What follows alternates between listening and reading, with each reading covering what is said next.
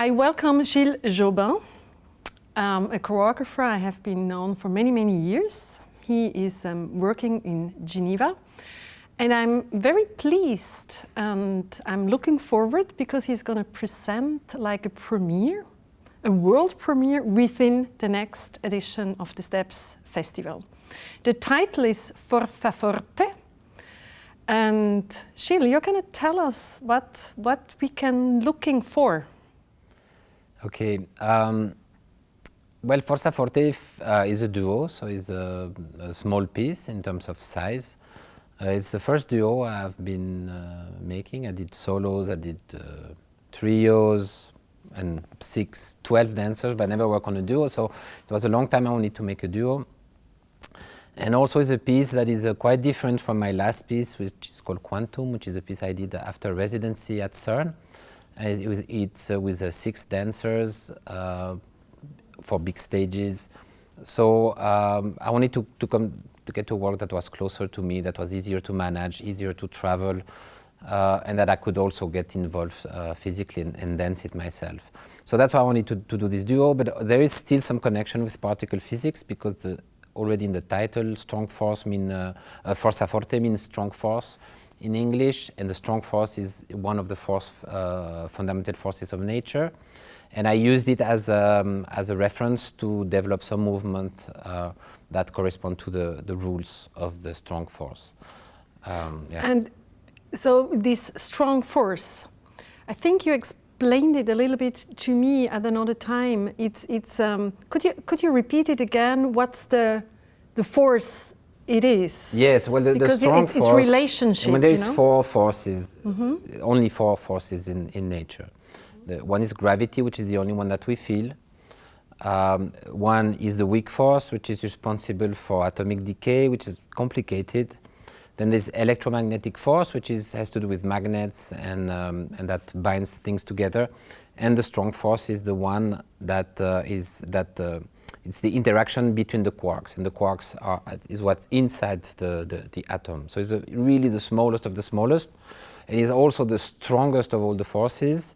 And it has these very counterintuitive rules. The gravity, for instance, if you have a big planet and something coming, the closest this object will come to the planet, the more it will feel the force of gravity. Strong force is the contrary. When the quarks are very close together, they are very fluid and they can really move very freely. But when they move away from each other, they become really, really, really, really tense. And the force is so strong that you cannot break them apart. And if you could, then they would break apart and reconstitute out of the void. So I didn't know how to use this force when I was doing Quantum, and when I was thinking about the duo, that's when I realized that somehow you can make a similarity to what is a relation in a couple, because when you are really close together, things flows really well, and when you move apart from each other, things become more difficult. And if eventually you break out, then you probably will reconstitute another couple out of the void. So I thought that's a good, maybe that's one relation we can make with this force. But there's many different elements, I think, in the piece. In Forza Forte, there's also a different realities. Are you playing with different virtuality in this? There's different virtuality.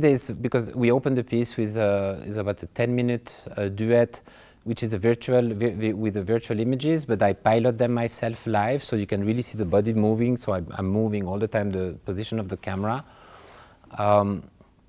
Then we come on stage and we start to interact with each other.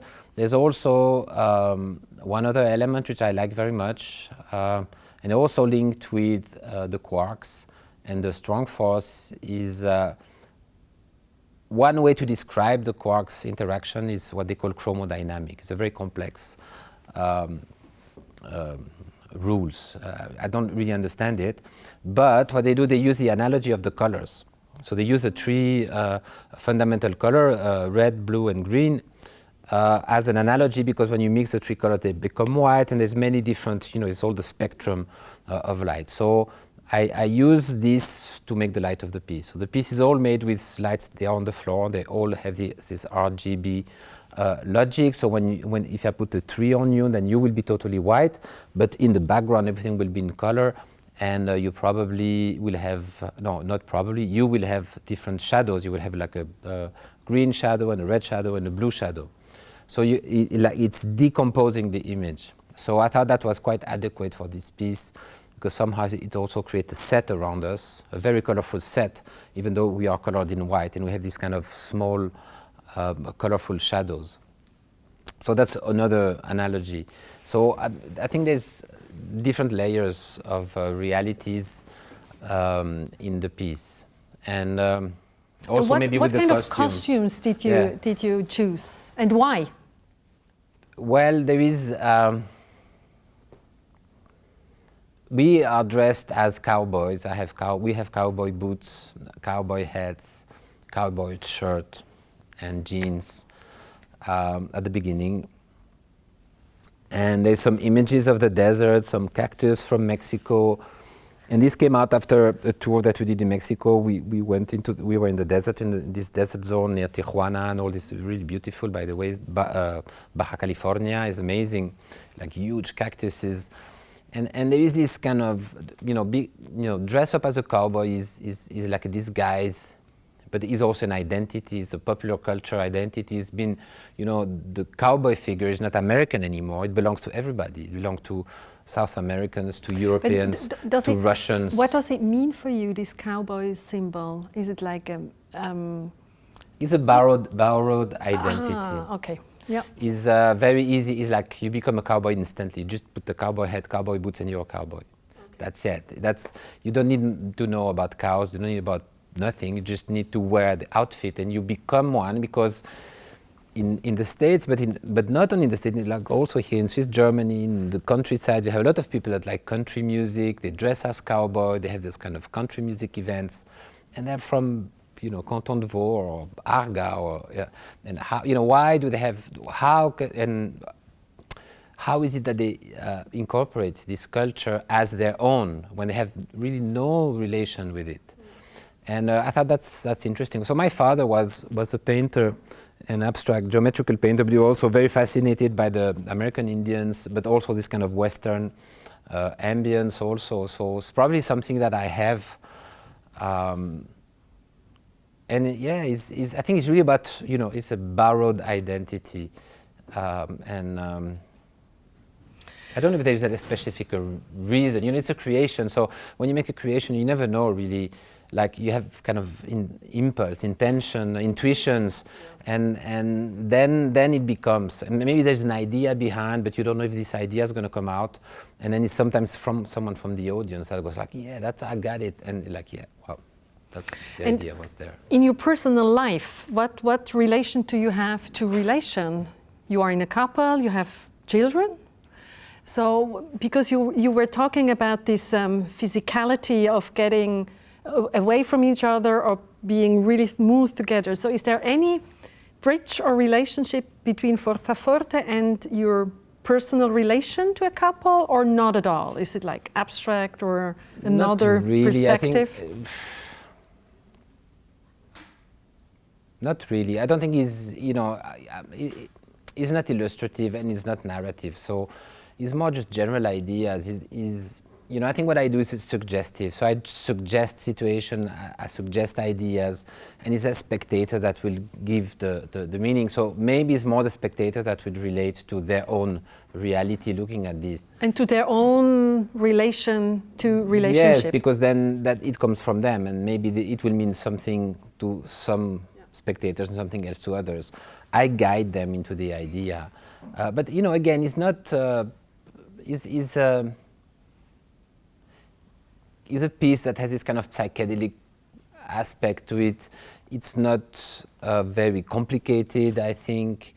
It's so would you say, because it's contemplative, it's more about what you feel in the moment and what's left in your head, but is so people, they don't have to be afraid to come to see this piece, because it's not too complicated to understand, because there's physics. It's just you can go to the theater. And it's not very long. So even if you don't like it, you can. It's not going to last forever. Okay. So you can just come open-hearted to the theater. I think, yes, led It's not you? offensive. There's no nudity, no violence. You know, we dance properly. You know, I mean, I'm a little bit wasted, or you know, because of my age, but I do what I can. And yeah, no, I think it's a gentle piece.